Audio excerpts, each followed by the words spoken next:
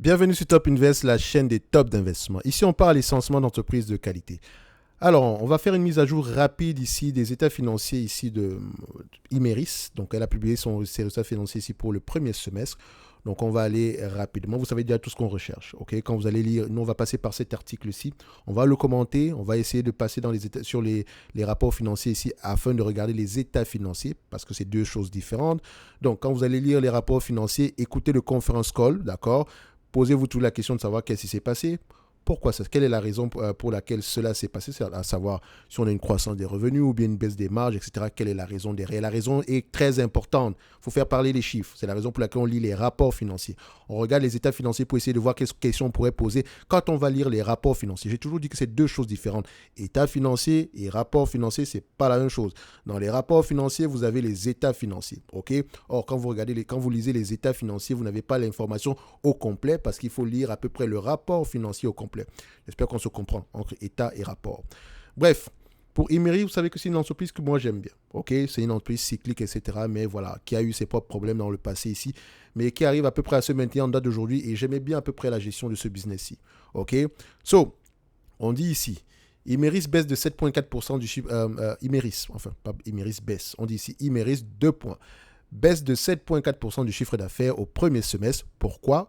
Les marges résistent. Pourquoi également? Voilà à peu près deux questions déjà. So, le producteur de minéraux industriels Imeris a fait part jeudi d'un chiffre d'affaires en baisse de 7,4% et de résultats en recul au premier semestre dans un contexte de faible demande dans le secteur de la construction. Encore une fois, essayez toujours de regarder, parce qu'Imeris, la chimie spécialisée, regardez toujours quels sont les marchés finaux ici.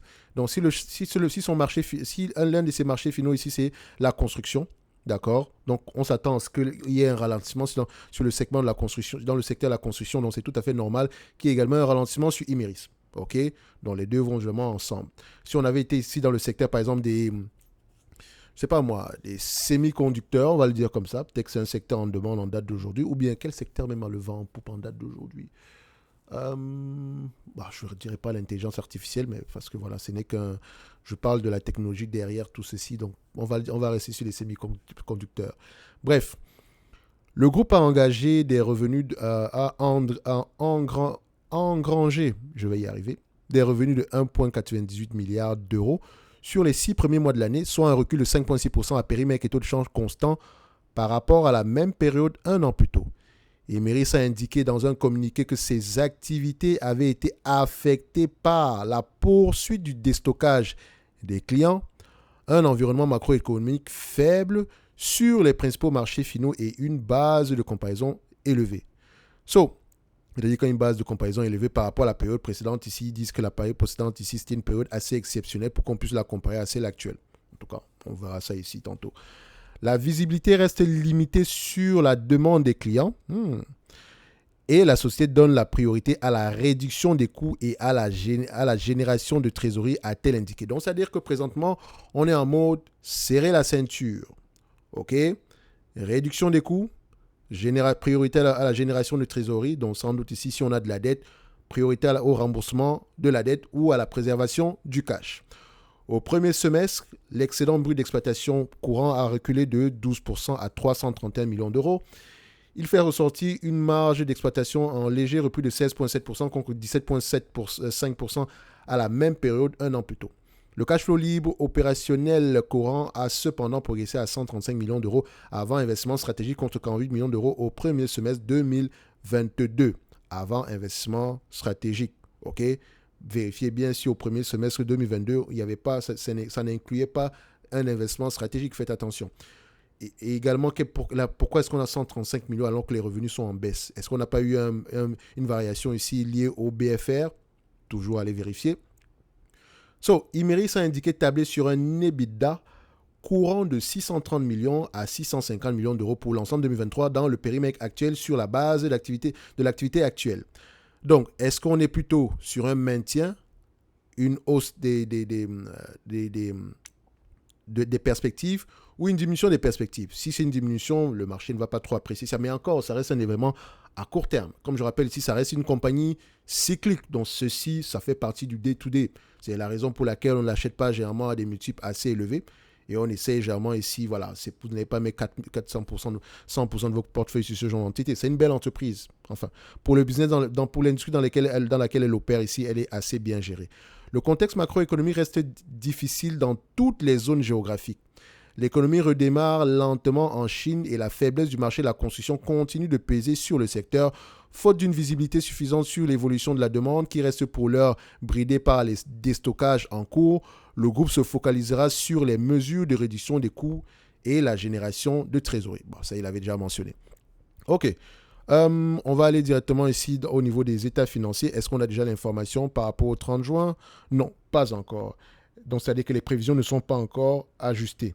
Et en termes de prévisions, même, est-ce qu'on s'attendait à un certain ralentissement en 2023 déjà par rapport à la période précédente? Semblerait-il que oui. OK. Est-ce qu'on s'attend à un maintien des marges correct en termes de croissance des revenus ici? Baisse, légère augmentation, plutôt stabilité par rapport à ce qu'on avait précédemment ici. Et on peut voir ici que c'est une compagnie qui reste cyclique. Regardez ceci. Quand je prends les rapports financiers de Imerys, ici, je les mets en yearly. OK. Vous constatez quoi? Croissance, on a un creux ici, on a un creux là, on en a un autre ici, on en a un autre là. Allons regarder les marges brutes. Est-ce que nous avons quelque chose qui va dans le même sens? Donc, vous voyez ici que les marges brutes sont plutôt stables. Malgré les creux au niveau des revenus ici, les marges, elles arrivent à maintenir ces marges brutes à des niveaux assez élevés. Ça veut dire ici qu'il y a peut-être un pricing power sur cette compagnie ici. Et je l'avais mentionné précédemment, c'est peut-être l'une des raisons pour laquelle je l'aime bien. OK, même si c'est de la chimie spécialisée, ce n'est pas jamais un secteur que j'apprécie. D'accord? Donc, ici, vous pouvez voir que les marges sont plutôt stables, même si on a traversé malgré le fait qu'on ait traversé plusieurs cycles, les marges ont tendance à être stables. Les marges EBITDA, bien sûr. OK? Maintenant, on va prendre ici les free cash flow. D'accord? Avec les net income. Et normalement, on doit prendre les net income ajustés. D'accord? Faites attention. Parce que ici, par exemple, où elle mentionne qu'elle a perdu de l'argent, si on prend les net income ici, normalize, on va les prendre comme ça. On va se rendre compte d'une chose, c'est qu'elle n'a pas perdu d'argent. OK? Donc, quand on les met sur le même graphique ici, en fait, il peut avoir un élément exceptionnel ici. Et si vous les mettez tous sur le même graphique ici, vous allez constater quoi? Les free cash flow ont tendance à être au même niveau que les normalized net income ici. Donc, en réalité, c'est un business qui rapporte à peu près, si on normalise les résultats ici, on peut se dire que qu'importe la période, attention, en vérifiant bien sûr que c'est la même compagnie c'est la même compagnie aujourd'hui par rapport aux années précédentes, par rapport à il y a 20 ans, par exemple, si c'est la même compagnie, mais sauf qu'avec des revenus bien plus élevés. D'accord? Il faut faire attention, parce que si on a vendu des segments d'activité, etc., c'est pas souvent un jeu auquel il faut souvent jouer. OK? Donc, on a sur les 20 dernières, on a à peu près 251 millions. Sur les 10 dernières années, on a à peu près 275 millions. OK? Si on se base même sur les 10 dernières années, nous avons 275 millions. Divisé par la capitalisation boursière actuelle, à peu près à 2 milliards 760 millions, on a un rendement de presque 10%. Donc, ça veut dire qu'on ne surpaye pas par rapport à la moyenne des bénéfices nets. Donc, on a déjà je pense qu'on avait déjà normalisé sur les premiers résultats ici. Mais également, ici, on a une dette nette aux alentours de 1 milliard 200. Attendez, si je ne me trompe pas ici. Attention, la dette nette, est-ce que ça prend en considération, vu que c'est une compagnie européenne, vérifiez si ça ne prend pas en considération les loyers. Dans tous les cas de figure, vous savez que la question que vous devez poser ici, c'est savoir, il faut également regarder l'état d'endettement quand vous allez regarder les rapports financiers de Imerys. On va essayer de le faire ici. Quel est le niveau de dette nette ici? Imerys Investor. OK. Voilà. On va sur Imerys, résultats financiers. On va regarder premier trimestre, premier semestre, présentation, communiqué. Parfait. C'est le communiqué qui m'intéresse. N'oubliez pas, vous devez écouter le webcast. Le conference call, c'est important. Très important. Si vous ne le faites pas, votre analyse n'est pas complète. Si vous ne pouvez pas le faire, lisez au moins la transcription. C'est important. OK? On va regarder ça ici en termes de dette, même s'ils appellent souvent ça endettement. Je sais également que oui, il y a la partie lithium. Certains viennent souvent me dire ici, oui, il y a également du lithium dont il pourra avoir une croissance dans le futur. Ouais, mais c'est bien.